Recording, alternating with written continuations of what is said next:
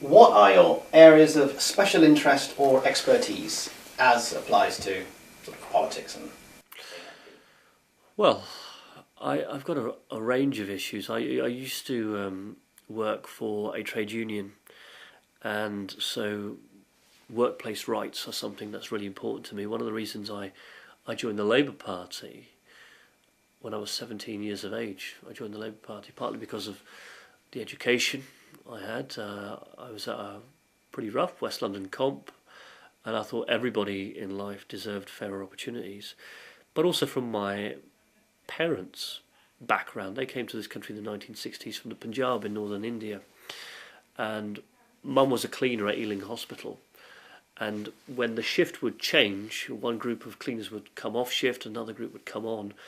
There would be invariably one group of Asian women being replaced by another group of Asian women. And her trade union at the time, NUPI as it was, National Union of Public Employees, Unison as it is now, said, look, you seem a bit gobby. You haven't got very many English language skills, but if you go on a course, and if we give you the skills and enough English, would you become our shop steward and represent other vulnerable Asian women, it was actually, who were working as cleaners in this hospital?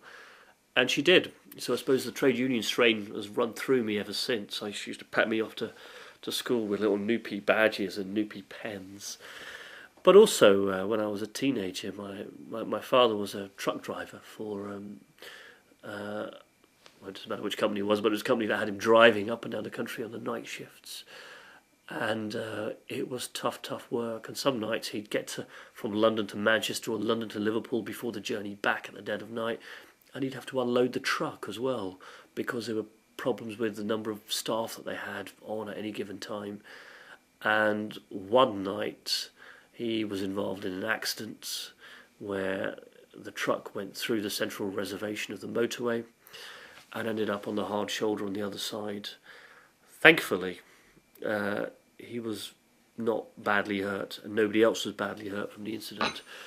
But it taught me something about the strains in the 1980s and 1990s of life on ordinary working people. And I thought, if ever I get a chance in life to do more to actually help people, to make sure that they can work in safer conditions, better conditions, then that's something I'd like to do. And I'm very fortunate that it's, in one generation from a village in the Punjab to, their son being here as a member of Parliament in Gloucester. It's a big jump, I suppose, in one generation. But you should never forget where you come from. You should never forget where your roots are.